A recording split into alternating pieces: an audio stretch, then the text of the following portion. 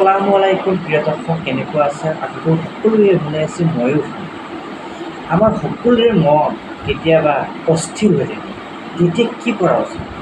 তেতিয়া আমাৰ কৰণীয় হ'ল, প্ৰথমে আমি অলপ পানী খাই স্থিৰভাৱে নিৰ্দিষ্ট এটা ঠাইত বহি ল'ব লাগে আৰু চকু দুখন ভালদৰে মুদি মনক পৰা যিকোনো প্ৰশ্ন আঁতৰাই দি মাইণ্ডটোক একেবাৰে নিৰাপদত ৰাখি নিজৰ মনটোক স্থিৰ কৰিব লাগে।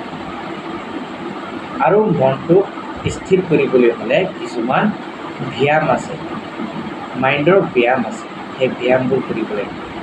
এটা ব্যায়াম সেইটো হ'ল, আমি নাকেৰে অক্সিজেন ল'ব লাগিব আৰু মুখেৰে লাহে লাহে এৰিব লাগিব। এনেকুৱা